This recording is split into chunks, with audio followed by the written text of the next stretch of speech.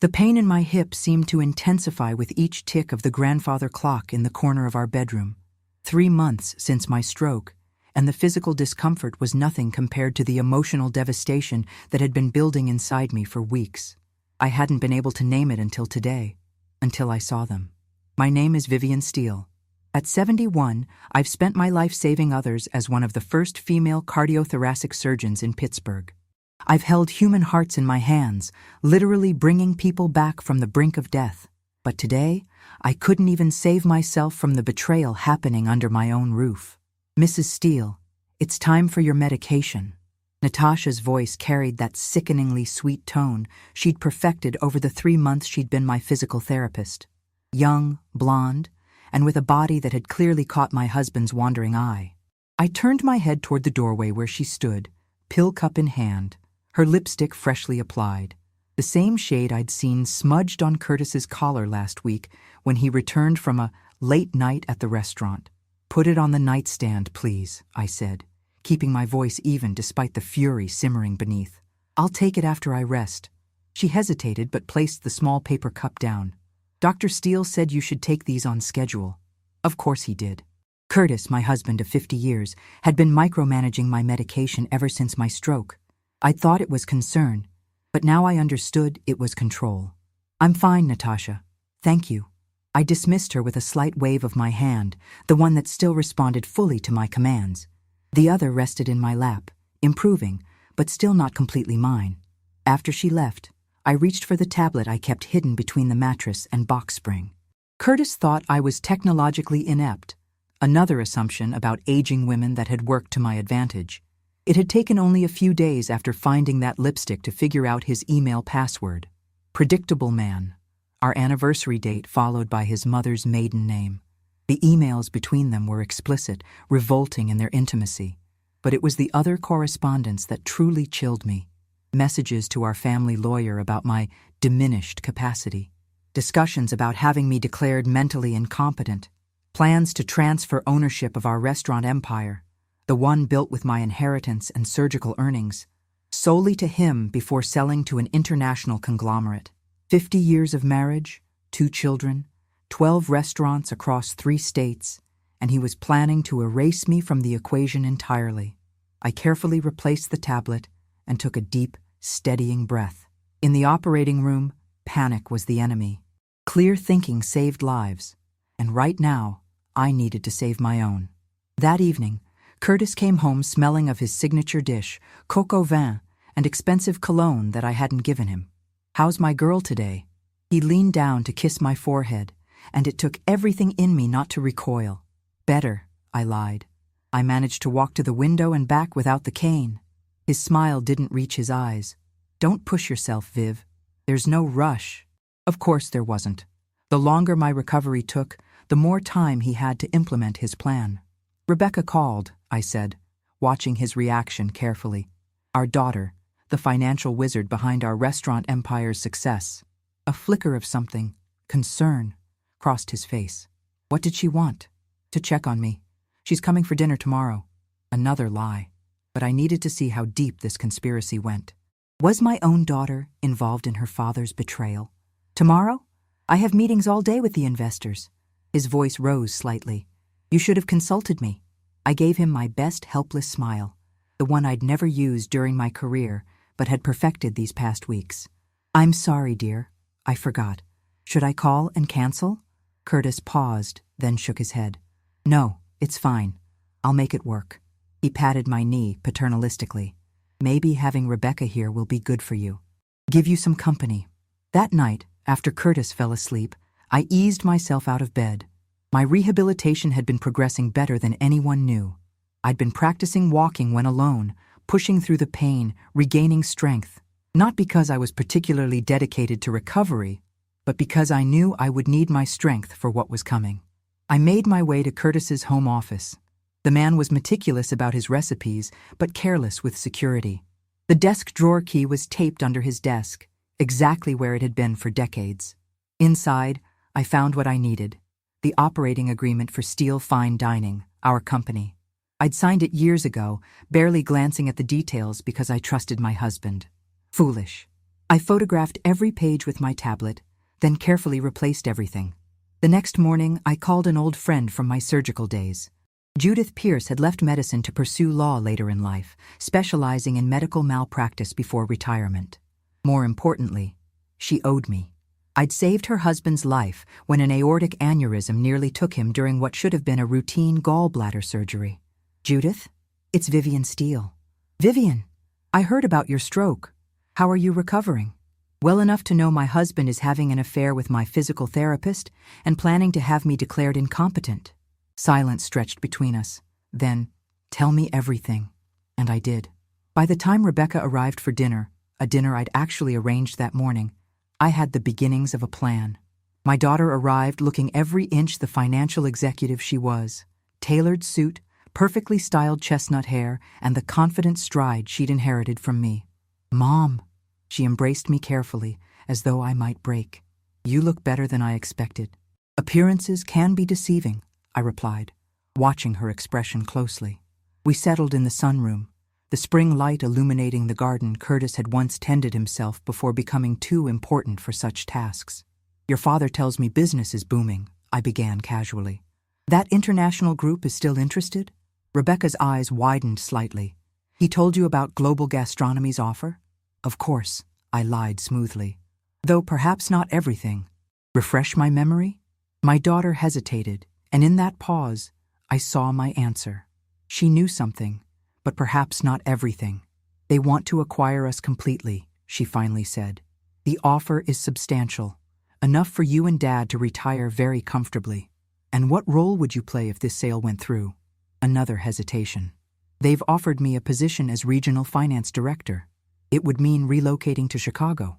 So that was part of Curtis's plan. Separate me from my daughter with a promotion she couldn't refuse. And Martin, has your father discussed this with your brother? Martin, my son, the one who had refused to join the family business, instead becoming a renowned food critic whose scathing reviews were both feared and respected throughout the culinary world. Rebecca shifted uncomfortably. You know they barely speak. And Martin wouldn't care anyway. He's built his own career. I nodded thoughtfully. Rebecca, would you mind bringing me the small lockbox from my closet? The one on the top shelf? When she left, I quickly sent a text to Judith. Rebecca knows about the sale, but not the rest. Proceeding as discussed. Rebecca returned with the dusty lockbox. I hadn't opened it in years, but the combination was one I would never forget. The date of my first solo cardiac surgery. Inside was a document Curtis believed had been destroyed decades ago. A partnership agreement predating our marriage, when I had provided the initial capital for his first restaurant. A document granting me 51% ownership of any culinary venture bearing the Steele name. What's that? Rebecca asked, her interest piqued as a financial officer. Insurance, I replied, sliding it back into the box. For a rainy day. That evening, after Rebecca left and Curtis returned home, I played my role perfectly. The recovering patient, slightly confused but trusting. I asked about his day, listened to his lies about meetings with suppliers when I knew he'd been with Natasha, and pretended not to notice when he slipped something extra into my evening tea. I didn't drink it, of course. I'd stopped consuming anything he prepared weeks ago after finding disturbing searches on his tablet about medications that could mimic dementia symptoms. The next morning, I made my move.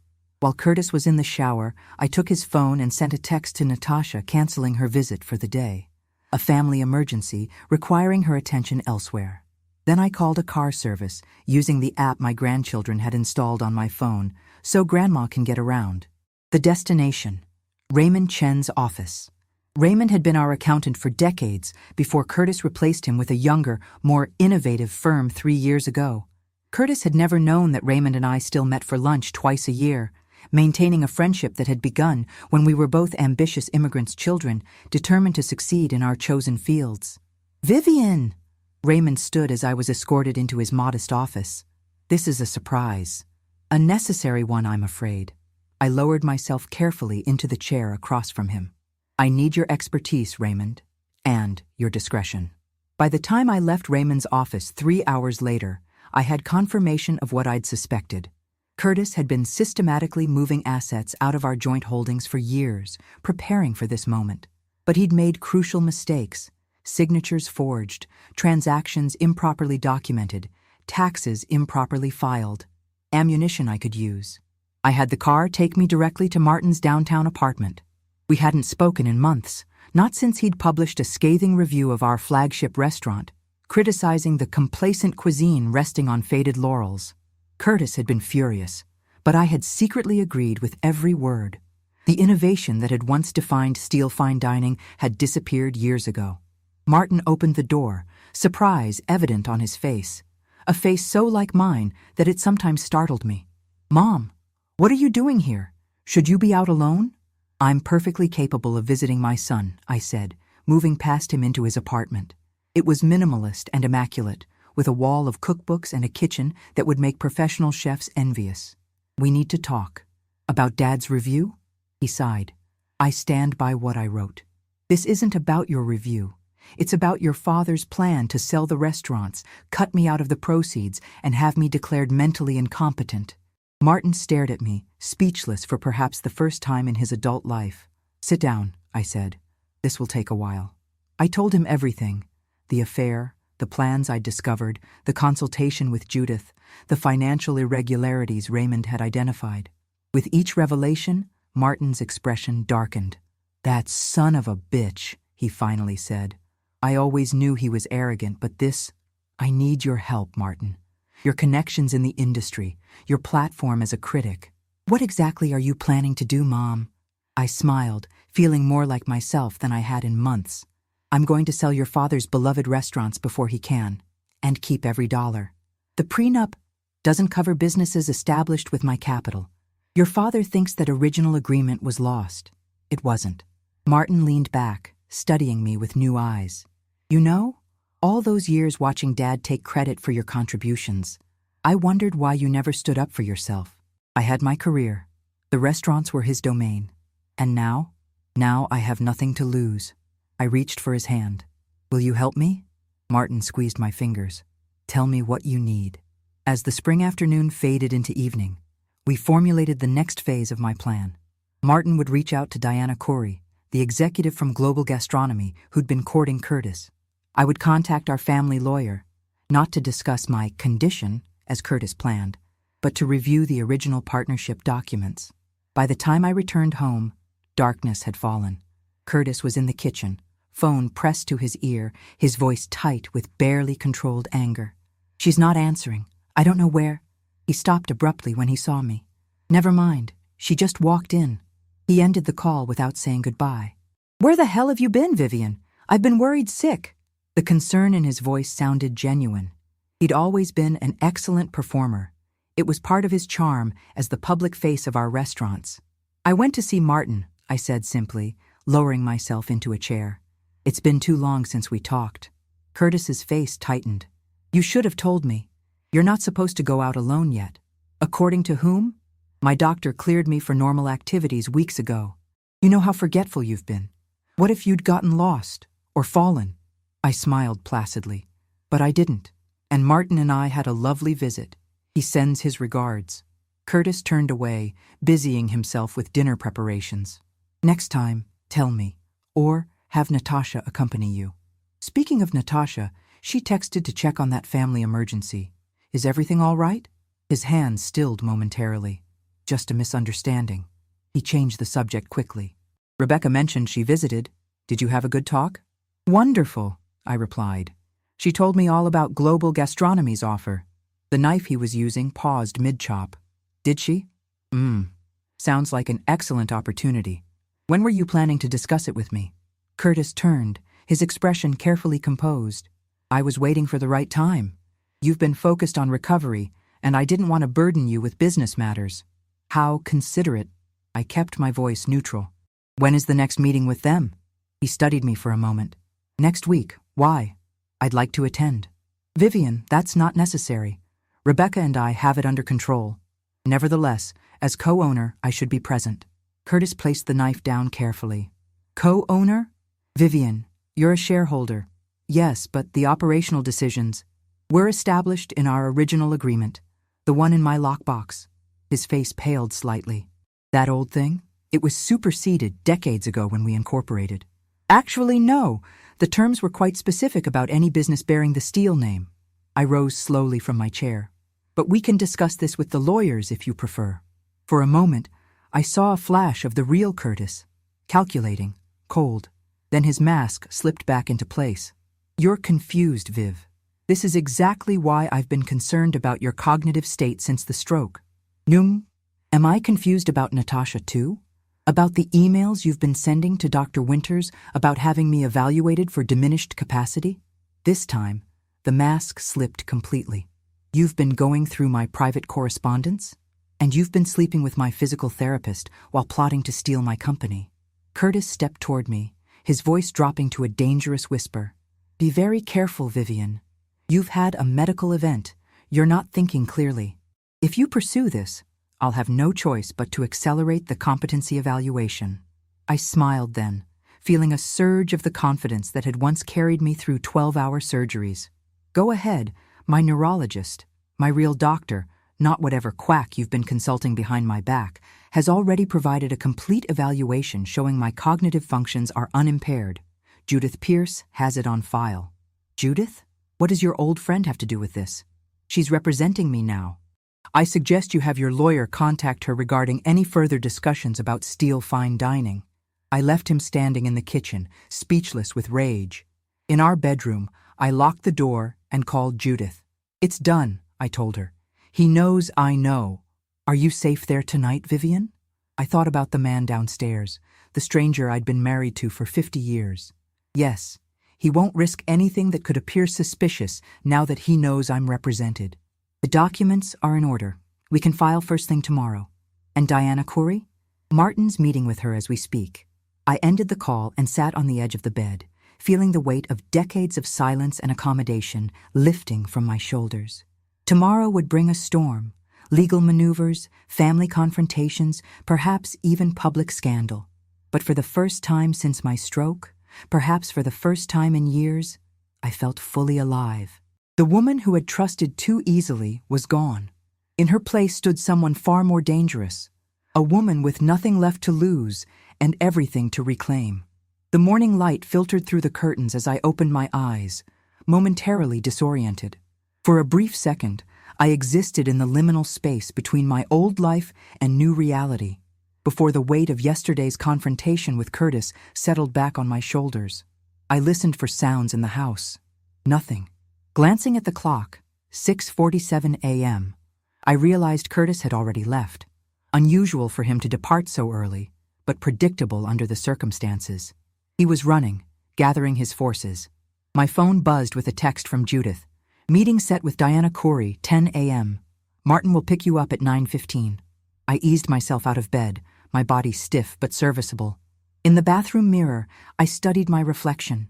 Silver hair neatly cut in the practical style I'd worn for decades, lines mapping a life of concentration and precision around my eyes. Curtis had recently suggested I consider refreshing my appearance. New chapter of life, new look, he'd said, with that patronizing smile. Now I understood why he suddenly cared about my appearance after years of benign neglect. By 7:30, I was dressed in one of my surgical conference suits, navy blue, impeccably tailored, with a silk scarf in crimson. Battle armor. I'd just finished applying lipstick when the doorbell rang. Through the security panel, I saw Natasha on the porch, looking confused and slightly annoyed. I pressed the intercom button. Yes? Mrs. Steele, I'm here for your morning session. Her voice carried that artificial cheerfulness that had grated on me for months. I've canceled our sessions moving forward, Ms. Lambert. Your services are no longer required. A pause. But Dr. Steele specifically asked me to. My husband doesn't make my medical decisions. That will be all. I watched her face shift from surprise to calculation.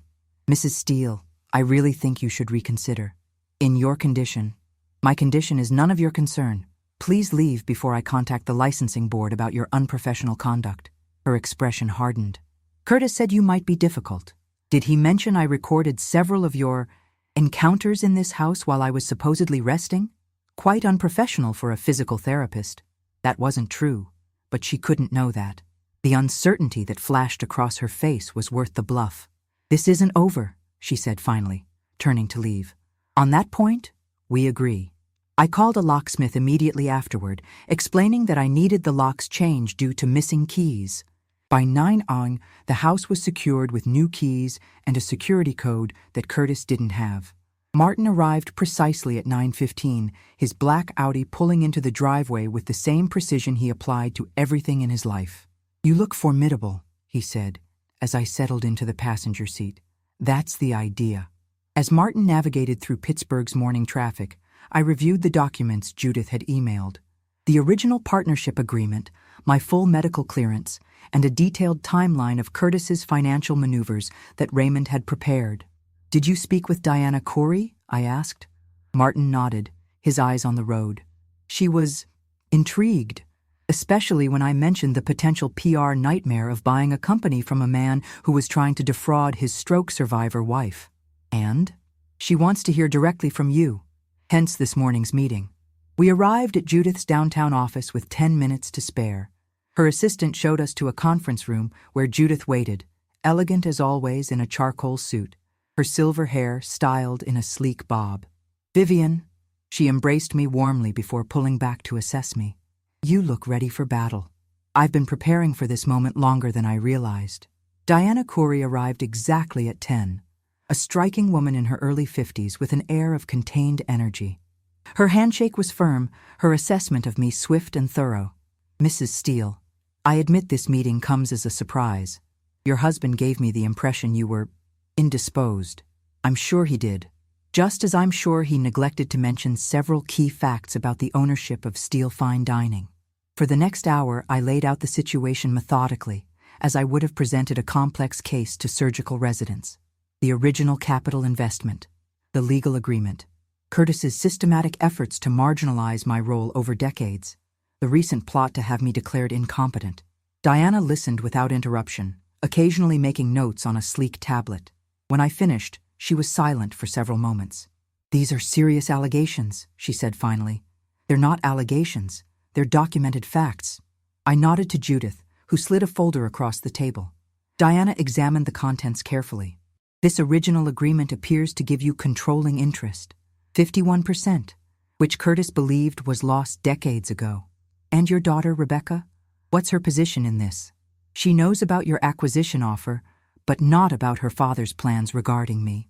I believe he's kept her deliberately in the dark about certain aspects while dangling the position in Chicago as incentive." Diana closed the folder. "Global gastronomy has a strict ethics code. We won't be party to any transaction with complications.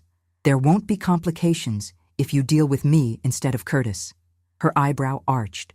"You're proposing to sell me the company?" "I'm proposing to sell you a company with clean books, clear ownership, and without the PR disaster of defrauding an elderly stroke survivor." Martin leaned forward slightly. "My mother is also offering something my father can't: authenticity. The original recipes that made Steele Fine Dining famous were hers. The signature dishes that put us on the culinary map came from her family's traditions, adapted by her, then claimed by him. This wasn't entirely true, but it wasn't entirely false either.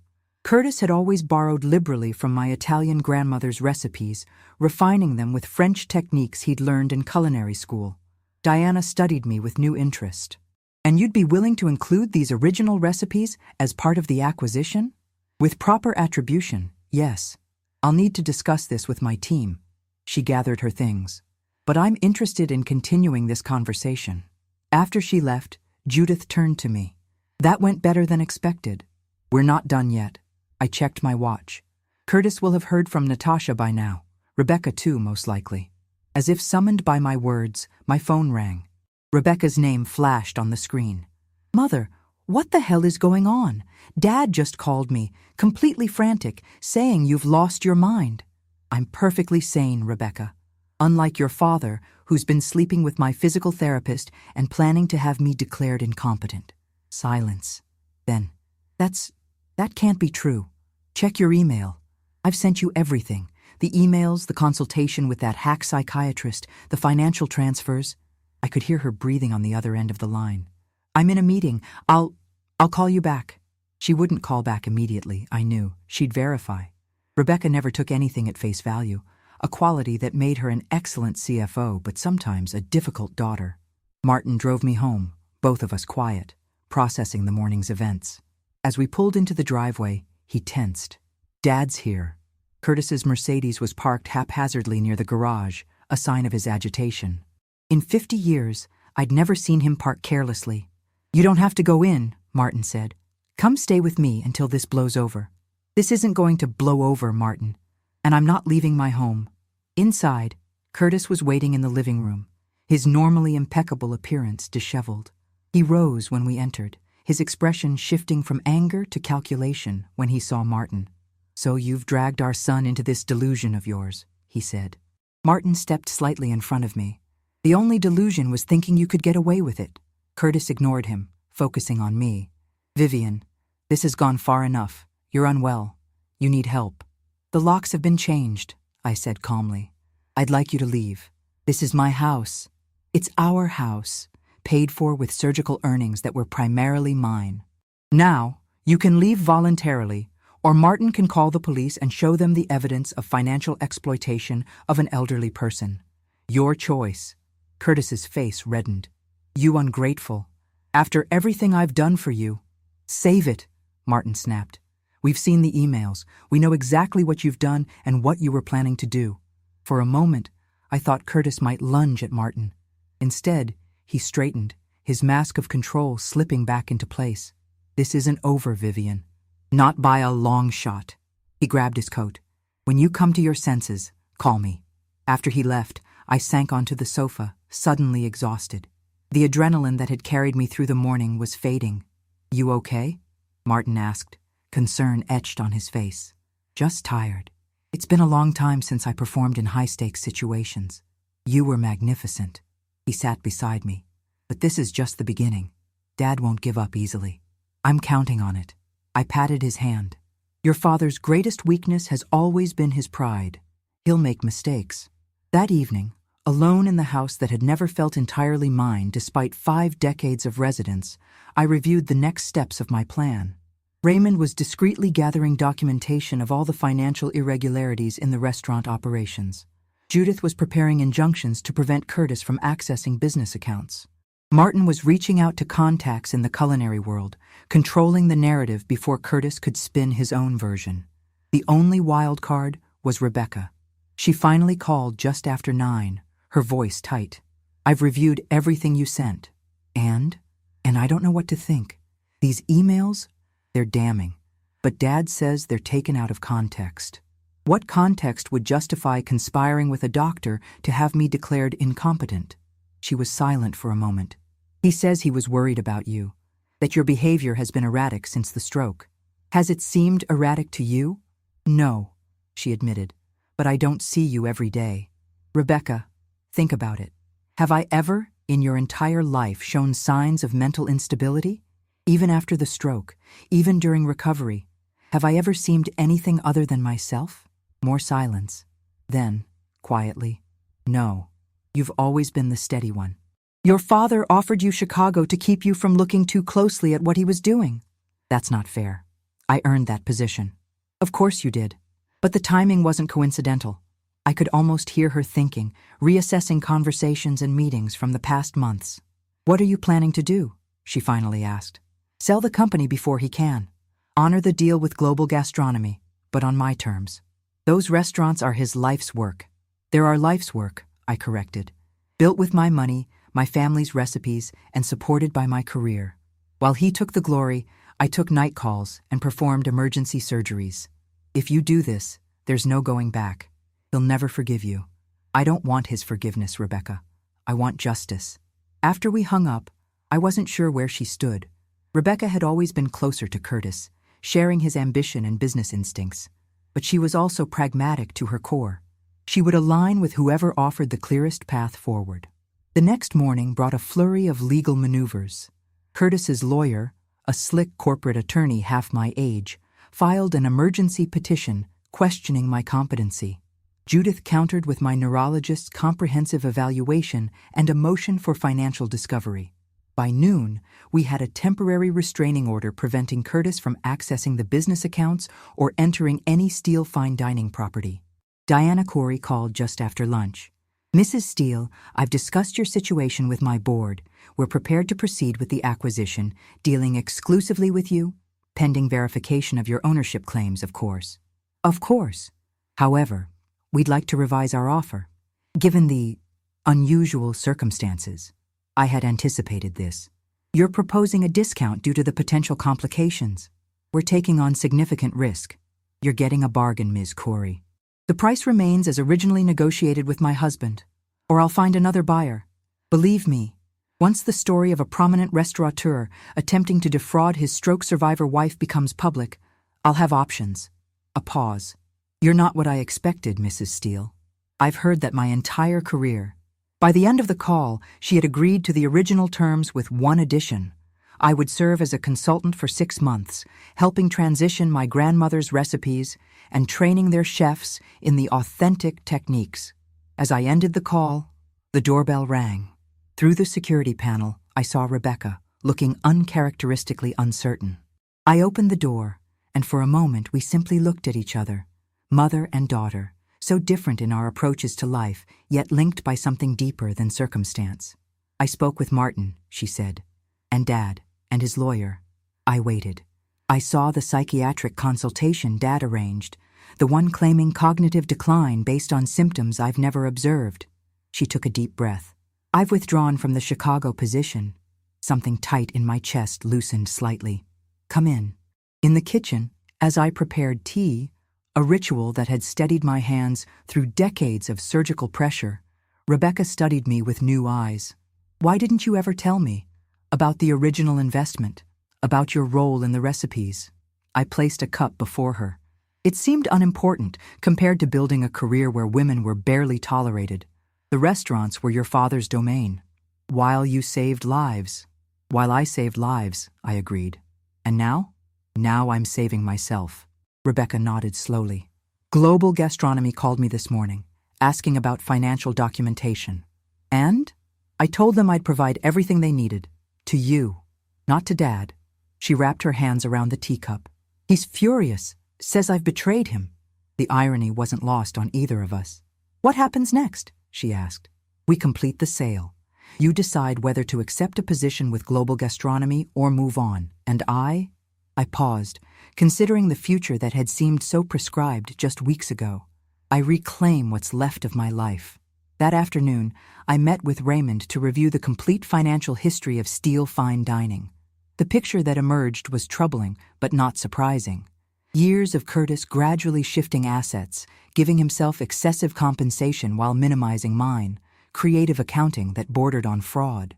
He's been planning this for a long time, Raymond said, his expression grim.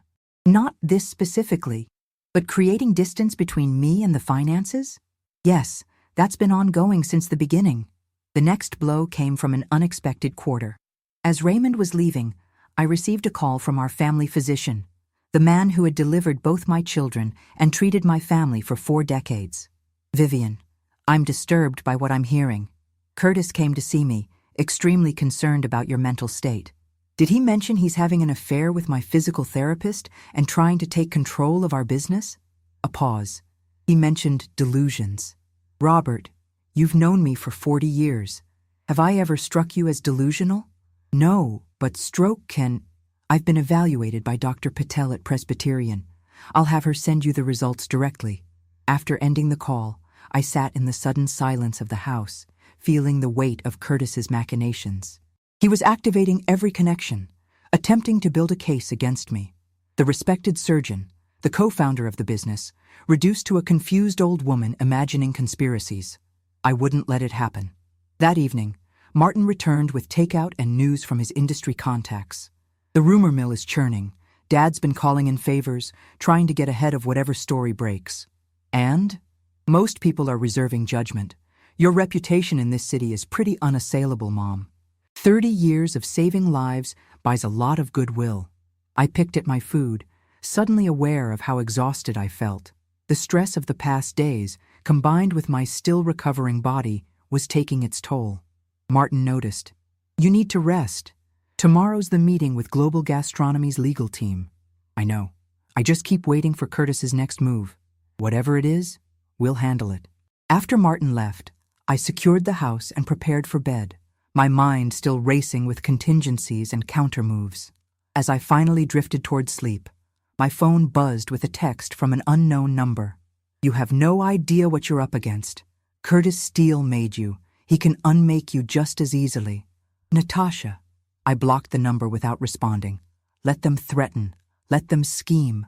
Tomorrow, I would begin dismantling the empire Curtis had built on my foundation.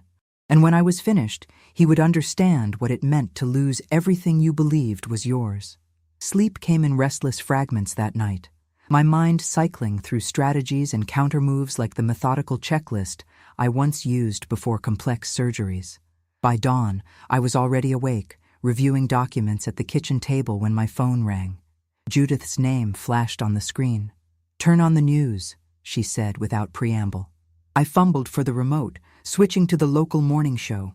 And there he was, Curtis, looking distinguished and concerned in his chef's whites, sitting across from a sympathetic interviewer. "Worried about my wife's health," he was saying, his expression a perfect mask of spousal concern. The stroke affected her more than we initially realized. Paranoia, confusion. Her doctors say these can be unfortunate consequences of the type of cerebral event she experienced. The interviewer nodded solemnly. "And now she's making these accusations? It breaks my heart," Curtis continued, his voice catching slightly. 50 years together, building our restaurants from nothing. And now, he shook his head sadly. "I just want to get her the help she needs." I muted the television, my hand perfectly steady despite the rage coursing through me. "He's playing the devoted husband card." "As expected," Judith replied. "But we're prepared. Dr. Patel is willing to go on record about your cognitive status, and I've already called the station demanding equal time for your perspective. They won't give it.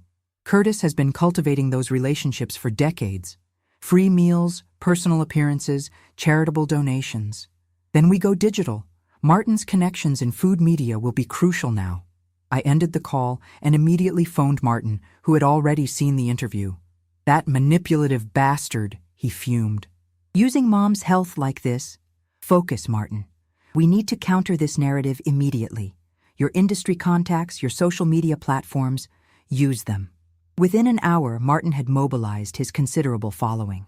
As a respected critic, his words carried weight, and his defense of me, complete with pointed questions about why a devoted husband would be consulting psychiatric specialists without his wife's knowledge, spread quickly through culinary circles. Rebecca called next, her voice tight with anger. "I've just seen Dad's interview. He never mentioned he was doing this. Are you surprised?"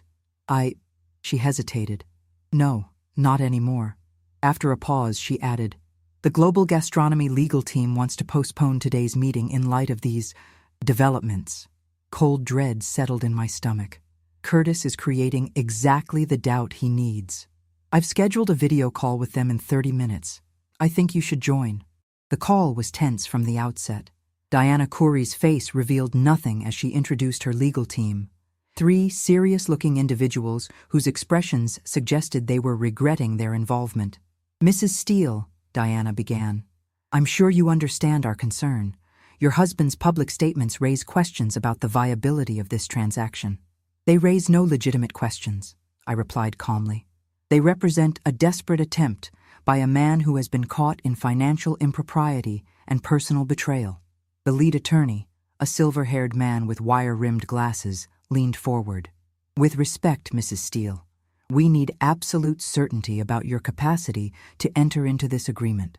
You have my neurologist's comprehensive evaluation.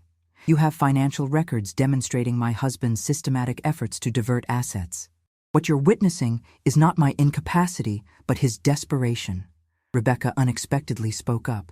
"As CFO of Steele Fine Dining, I can confirm that all financial documentation provided to Global Gastronomy is accurate. I can also attest to my mother's complete lucidity and capacity." Diana studied both of us. "Curtis Steele has been the public face of these restaurants for decades. His allegations create significant PR complications." "Only if you believe them," I countered. "Consider the narrative from another angle. Beloved local surgeon, after suffering a stroke, discovers her husband's betrayal and fights back against his attempt to steal her legacy. That's a story people will rally behind. The call ended with nothing resolved, but I could see uncertainty in Diana's eyes. She hadn't walked away. Not yet. After the call, Rebecca remained on the line. "Mom, we need to address this head-on. Dad's controlling the story right now. What do you suggest?" "A counter-interview. You have friends at Presbyterian Hospital, doctors who've known you for decades. We get them on record about your mental acuity. Then we present the evidence of Dad's plans. That turns this into a public spectacle. It already is. The difference is whether we let Dad define the terms." She was right, of course. Rebecca had always understood the power of perception in business. While I had focused on competence, believing excellence would speak for itself, she knew that narrative often trumped reality. "Set it up," I said finally. The next few hours passed in a blur of preparation. Judith arrived with a medical defamation specialist. Martin brought a media consultant who had helped several of his chef friends navigate public relations crises. Together, we crafted a response strategy that would expose Curtis's manipulation without seeming vindictive or unstable. Just before noon, as we finalized our approach, the doorbell rang. Through the security panel, I saw a courier holding a thick envelope. "Vivian Steele?" he asked when I opened the door. "Yes, you've been served." He handed me the envelope and departed quickly. Inside was a petition for emergency guardianship filed by Curtis, claiming I was a danger to myself due to cognitive decline and paranoid delusions. He was seeking immediate temporary guardianship and control of all personal and business assets. Judith reviewed the documents, her expression grave. "He's moving faster than anticipated. The hearing is set for tomorrow morning." "Can he actually get guardianship?" Martin asked, the alarm evident in his voice. "Not with Dr. Patel's evaluation on record," Judith replied. "But he could delay the sale to Global Gastronomy, which I suspect is his primary goal right now." "We need to respond to this publicly," Rebecca insisted. "Now."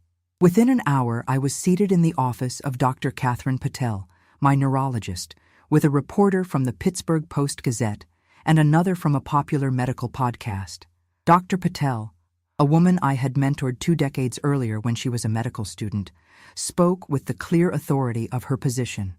"I have conducted extensive cognitive testing on Dr. Steele following her stroke. Her executive function, memory, and reasoning abilities are all within normal parameters for her age and education level. There is absolutely no medical basis for questioning her capacity to make personal or financial decisions." The reporters turned to me. "Dr. Steele, your husband claims you've been experiencing paranoia and confusion. How do you respond?" I met their gaze steadily.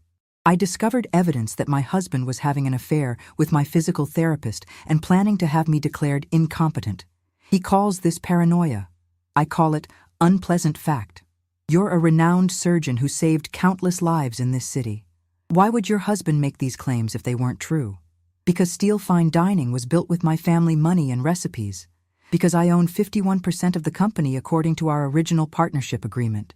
Because Curtis has spent decades taking credit for my contributions while systematically reducing my role." I paused. "And because he doesn't believe a 71-year-old woman who's had a stroke will fight back." By late afternoon, the interviews were online and generating significant local attention. Former patients began calling the news stations with stories of my precision and care as a surgeon. Colleagues from Presbyterian released a joint statement supporting my professional reputation and mental acuity. The tide was turning, but Curtis wasn't finished. As evening approached, I received a call from an unknown number. Against my better judgment, I answered. "You think you're so clever, Vivian." Natasha's voice was cold. "But you have no idea what Curtis is capable of. I've been married to him for 50 years.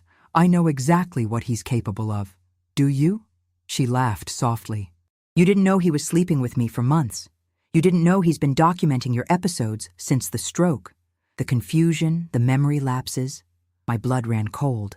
"What episodes?" "The ones we created. Medication mix-ups, conversations you don't remember because they never happened. It's all documented with my professional observations as your therapist." The realization dawned slowly, horribly. "You've been gaslighting me." Such an ugly term. "We've been establishing a pattern of cognitive decline. one that the court will find very compelling. I ended the call, my hands shaking, not with fear, but with fury. They had been systematically undermining me, creating a false record while I trusted them with my recovery. I immediately called Judith and explained what Natasha had revealed. "This complicates things," she admitted. "Her professional observations will carry weight. She fabricated them, which we'll need to prove." Judith paused. "We need to discredit her testimony before the hearing." "How?" "Leave that to me." The next morning dawned gray and cold, a spring rain lashing against the windows as I dressed for court. I chose a conservative suit, pearl earrings that had been my mother's, and took extra care with my appearance. Perception mattered today more than ever. Martin arrived to drive me downtown, his expression grim. "Rebecca's meeting us at the courthouse. She's bringing the original financial documents." "And Judith?" "Already there with Dr. Patel." The courthouse was imposing, its stone facade a reminder of the weight of institutional power. Inside, in a wood-paneled courtroom, Curtis waited with his lawyer and Natasha. He looked impeccable, as always, his expression a carefully constructed mask of concern. Natasha sat beside him, professional in a conservative suit, her hand occasionally touching his arm in a gesture of support that made my stomach turn. Our eyes met across the room, and for a moment, the mask slipped. I saw the cold calculation beneath, the fury that I had dared to challenge him. Then the concerned husband persona slid back into place as the judge entered. Judge Eleanor Morales was in her 60s, her salt and pepper hair cut in a practical bob, her dark eyes sharp as she surveyed the courtroom. I knew her reputation, fair but no nonsense, with little patience for theatrics. Curtis's lawyer presented first, outlining my supposed decline with practiced sympathy. "Dr. Steele has had a distinguished career, Your Honor, which makes her current condition all the more tragic. Since her stroke, she has exhibited paranoid ideation, confusion, and impaired judgment." Natasha took the stand next, describing with clinical precision the episodes she had supposedly witnessed. Moments of confusion that had never occurred, angry outbursts that were entirely fabricated. "And in your professional opinion," Curtis's lawyer prompted, "is Dr. Steele currently capable of managing her personal and financial affairs?" "No," Natasha replied firmly. "Her cognitive impairment poses a serious risk to her well-being." When it was our turn, Judith approached the bench with calm confidence. "Your Honor, what we're witnessing today is not a case of cognitive decline, but a calculated attempt by Curtis Steele to gain control of assets that rightfully belong to my client." Dr. Patel presented her findings next, methodically dismantling Natasha's claims with medical evidence. "The type of stroke Dr. Steele experienced typically does not cause the symptoms Ms. Lambert describes. Furthermore, my extensive testing shows no cognitive impairment." As she stepped down, Judith called her next witness, a surprise even to me. "The court calls Raymond Chen." Raymond approached the stand, impeccable in his charcoal suit, his expression grave. "Mr. Chen, what was your relationship with Steele Fine Dining?" "I was their accountant for 27 years until Curtis Steele replaced me 3 years ago." "And during that time, did you observe any financial irregularities?" Raymond adjusted his glasses. "Over the past decade, Curtis Steele systematically transferred assets from joint accounts to private holdings, reduced Dr. Steele's ownership percentage through questionable stock reallocations, and created a separate corporate entity that receives substantial consulting fees from Steele Fine Dining." The courtroom was silent as Raymond detailed years of financial manipulation, his testimony reinforced by meticulous documentation. "And when did these maneuvers accelerate?" Judith asked. "Immediately following Dr. Steele's stroke. The transfers increased in both frequency and amount." Curtis leaned forward, whispering urgently to his lawyer, his mask of concern replaced by barely contained rage. Rebecca testified next, confirming Raymond's assertions and adding her own findings as CFO. "I was kept deliberately uninformed about certain financial structures," she explained, her voice steady, despite the emotion visible in her eyes. "When I began investigating discrepancies, my father offered me a position with Global Gastronomy that would require relocation to Chicago." "A bribe, in effect," Judith suggested. "I believe so, yes." Throughout the testimony, I watched Judge Morales. Her expression remained impassive, but I saw her taking detailed notes, her gaze occasionally shifting to Curtis with something like skepticism. The final blow came when Judith called her surprise witness. The court calls Jason Winters. A middle-aged man in a rumpled suit approached the stand. With a start, I recognized the psychiatrist Curtis had consulted about my supposed condition. Dr. Winters, did Curtis Steele contact you regarding his wife's mental capacity? Yes, about 2 months ago. And did you evaluate Dr. Steele personally? He shifted uncomfortably. No. Mr. Steele provided me with observations and reports, primarily from Ms. Lambert. Based on those, I prepared a preliminary assessment. Without ever meeting or examining Dr. Steele? That's correct, Mr.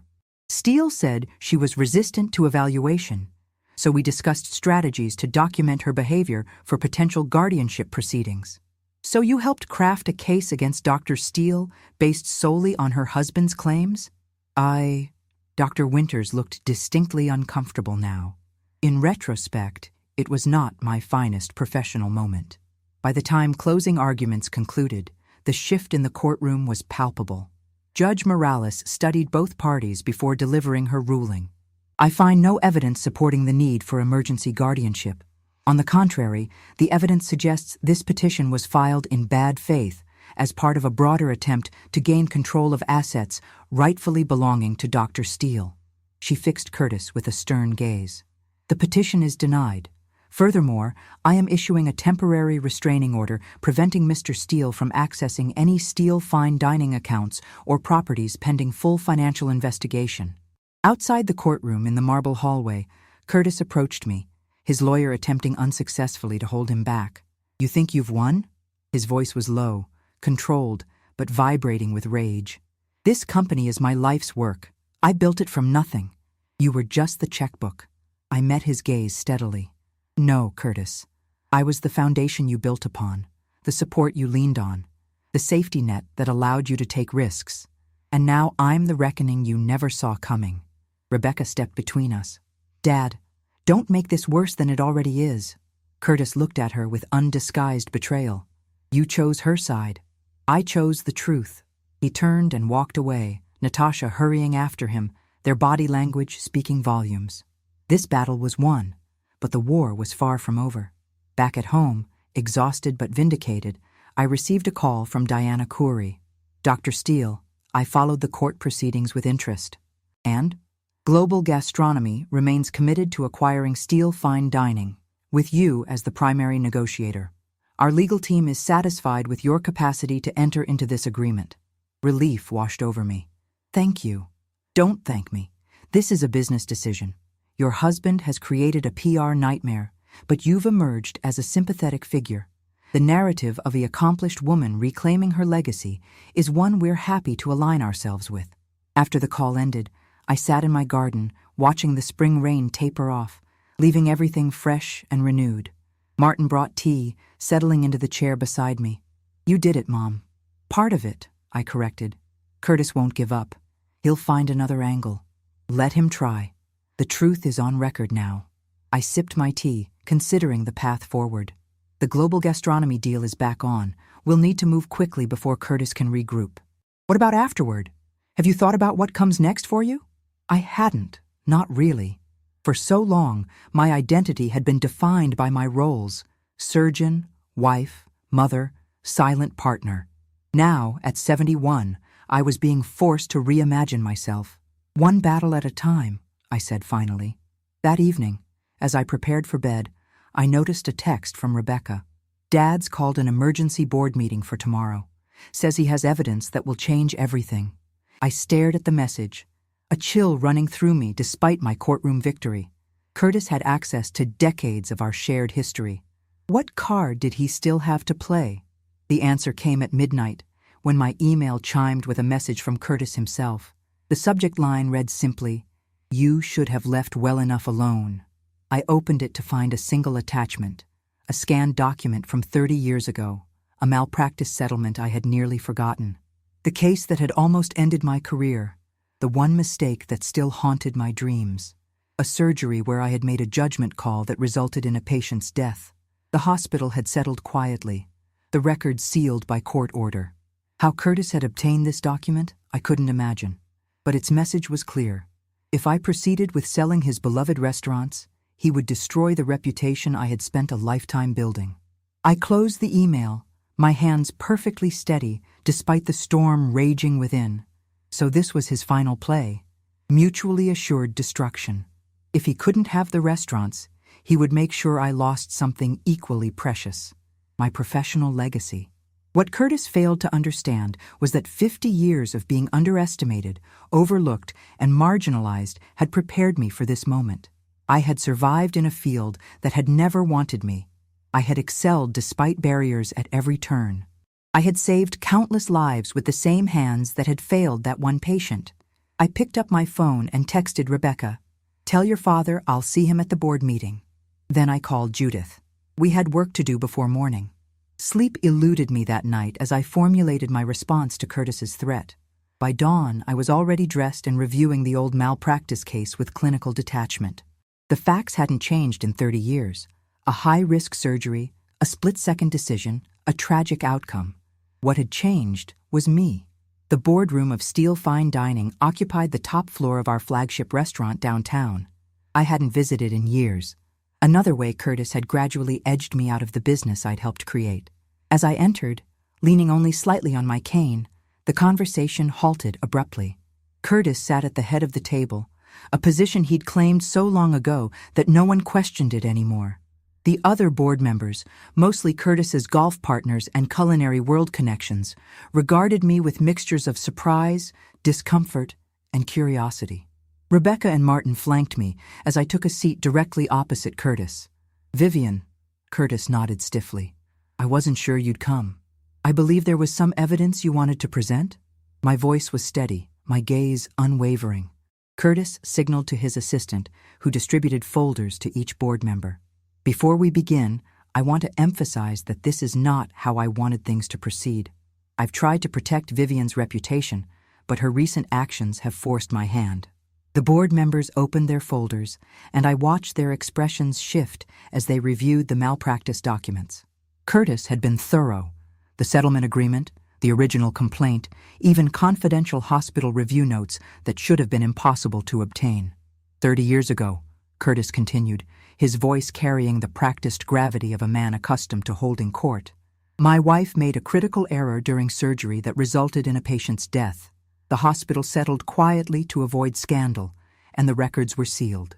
The room remained silent as he turned to me. "Vivian, your recent accusations about my financial improprieties and personal conduct have painted me as a villain. But I've only ever acted to protect this company, and you. If these documents were to become public, your legacy as a surgeon would be irreparably damaged." It was a masterful performance. Curtis had always excelled at presenting himself as reasonable, even when delivering a threat. "Are you blackmailing Dr. Steele?" Martin's voice cut through the tension, his disgust evident. Curtis spread his hands in a gesture of innocence. "I'm simply pointing out the consequences of pursuing this destructive course of action. The global gastronomy deal cannot proceed without board approval, which I strongly advise against giving." I looked around the table at the men who had rubber-stamped Curtis's decisions for decades. Their discomfort was evident, but so was their loyalty to him. "May I speak?" I asked, though it wasn't really a question. Curtis nodded magnanimously, confident in his position. I took a deep breath, centering myself as I had before countless surgeries. 30 years ago, I performed a high-risk procedure on a 42-year-old mother of 3 with an aortic aneurysm. Traditional approaches had a near-zero chance of success given her unique anatomy. I attempted an experimental technique that offered her only hope of survival. The boardroom was silent as I continued. "The patient died on the table despite every effort to save her. I have carried that loss with me every day since." I opened my own folder and slid documents across the table. What Curtis hasn't shared is the rest of the story. 6 months after that surgery, the technique I pioneered was refined and published in the Journal of Cardiothoracic Surgery. It has since saved over 12,000 lives worldwide. The board members glanced at the medical journal articles I'd provided, the statistics on survival rates, the follow-up studies. I made a judgment call that day, knowing the risks. I've never hidden from that responsibility, but I won't be threatened with it now as a way to protect Curtis's ego and control. I turned to face my husband directly. Release whatever documents you want, Curtis. My record as a surgeon, the lives saved, the techniques developed, the surgeons trained, stands on its own. Curtis's expression hardened.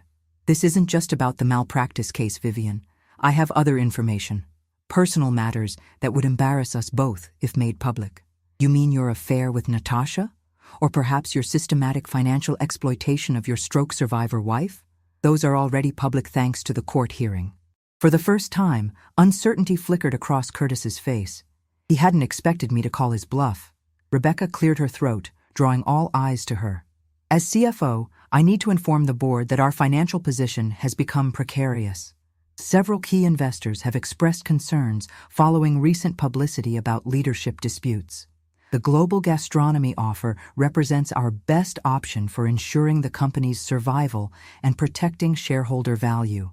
Curtis slammed his hand on the table. This is my company. I built it from nothing. Our company, I corrected quietly. Built with my family's recipes, my initial capital, and supported by my surgical income while you established yourself. I slid another document across the table. A financial analysis Raymond had prepared showing exactly how much of my surgical earnings had been funneled into the restaurants during their first critical decade. Without Dr. Steele's contribution, Raymond explained from where he sat beside Martin, Steele Fine Dining would never have survived its early years. By my calculation, her financial input represented 68% of operating capital during the first 10 years. The board members exchanged glances, the narrative they'd accepted for decades beginning to crumble. Furthermore, I added, the original partnership agreement giving me 51% ownership was never legally superseded. Curtis has operated for years as though his subsequent corporate restructuring changed that fact. It did not. Curtis's lawyer leaned over to whisper something in his ear, his expression grave. Curtis shook his head sharply in response. We've prepared a comprehensive proposal for the board's review, Rebecca continued smoothly, distributing new folders. The global gastronomy acquisition at the originally negotiated price, with guaranteed positions for key staff and management who wish to stay on. And what about me? Curtis demanded. Am I expected to simply walk away from my life's work? You'll receive exactly what the agreement entitles you to, 49% of the proceeds. I met his gaze steadily, which is still a substantial sum. For 3 hours, the board deliberated, asked questions, and reviewed documents. Curtis alternated between charm and intimidation, trying to sway the members who had been loyal to him for so long. But the financial realities Rebecca presented were irrefutable, and the legal position Judith outlined was solid. By early afternoon, the vote was called, 6-3 in favor of approving the sale to Global Gastronomy under the terms Rebecca and I had negotiated. Curtis sat perfectly still as the result was announced, his expression unreadable. Then, with deliberate care, he gathered his papers, stood, and walked out without a word. He'll try something else, Martin warned as we left the boardroom. Let him, I replied. We're prepared now. The sale proceeded with remarkable speed after that.